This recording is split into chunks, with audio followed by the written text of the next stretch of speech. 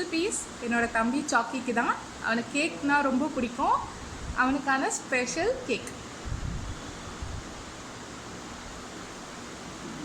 என் தம்பிக்கு பிடிச்ச cake recipe பிஸ்கெட்டை வச்சு ஈஸியாக எப்படி பண்ணுறதுன்னு பார்க்கலாம். அதுக்கு தேவையான இன்க்ரீடியன்ட்ஸ் என்னென்னா, நம்ம இன்னைக்கு பிஸ்கெட்டை வச்சு ஒரு கேக் ரெசிபி தான் பார்க்க போகிறோம்.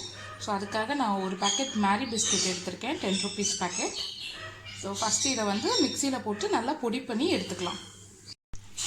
ஸோ நம்ம பொடிச்சு வச்ச பிஸ்கெட் பவுடரை ஒரு பவுலில் போட்டுக்கலாம். ஒரு 2 table spoon sugar powder. Sugar நல்லா பவுடர் பண்ணி வச்சுருக்கேன்.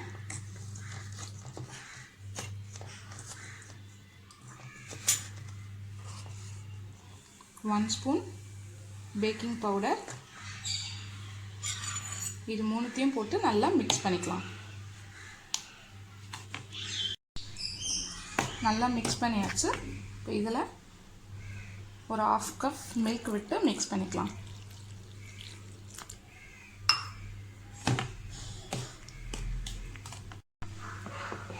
ஸோ மில்க் ஊற்றி நல்லா இந்த மாதிரி கரைச்சாச்சு.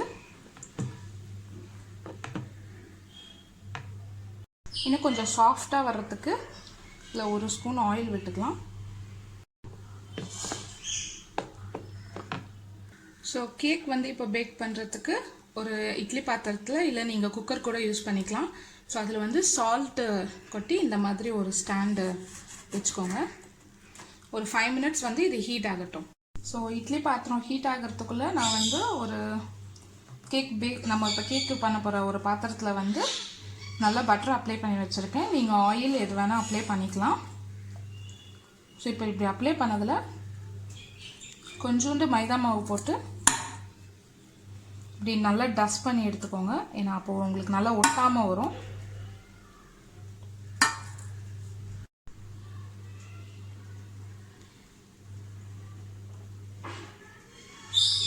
நல்லா ஃப்ளார் டஸ்ட் பண்ணதுக்கப்புறம் இந்த பேட்டரை நம்ம இதில் போட்டுக்கலாம்.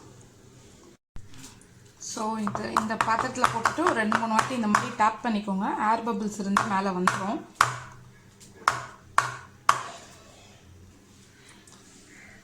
ஸோ இட்லி குக்கர் வந்து ஹீட் ஆகிடுச்சு. இதில் வைக்கும்போது பார்த்து வைங்க, ஏன்னா ரொம்ப ஹீட்டாக இருக்கும். கை ஏதாவது சுட்டுக்க போகிறீங்க.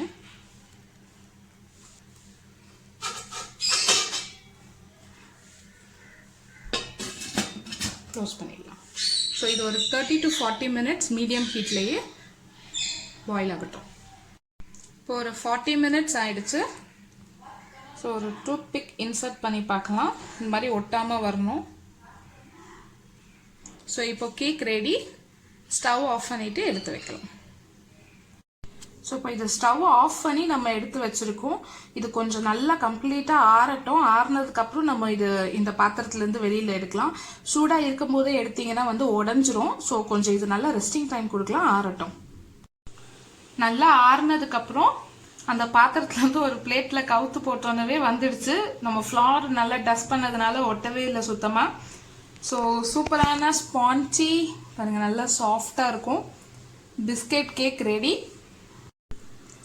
சூப்பரான எம்மியான பிஸ்கெட் கேக் ரெடி. இது நீங்கள் பேக் பண்ணிவிட்டு அப்படியே வெறுமனே அந்த பாத்திரத்தில் போட்டு நீங்கள் கட் பண்ணி யூஸ் பண்ணிக்கலாம். ஒரு ஆடட் ஃப்ளேவருக்காக நான் வந்து ஒரு நார்மல் மில்க் சாக்லேட் வந்து மெல்ட் பண்ணி மேலே ஸ்ப்ரெட் பண்ணிவிட்டு மில்க் சாக்லேட் வந்து துருவி போட்டிருக்கேன். ஸோ இது கொஞ்சம் கலர்ஃபுல்லாக இருக்கும், பசங்களுக்குலாம் ரொம்ப பிடிக்கும்.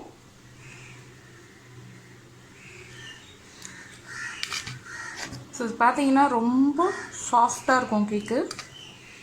ஈஸியாக நீங்கள் வந்து ஈஸியாக கிடைக்கிற இன்க்ரீடியன்ட்ஸ்லேயே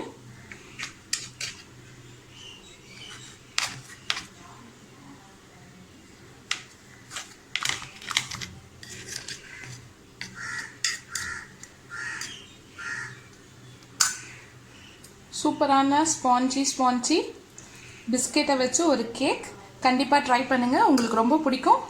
இந்த ரெசிபி உங்களுக்கு பிடிச்சிருந்துச்சுன்னா லைக் பண்ணுங்கள், கமெண்ட் பண்ணுங்கள், அண்ட் மறக்காமல் இந்த சேனலை சப்ஸ்கிரைப் பண்ணுங்கள். தேங்க்யூ.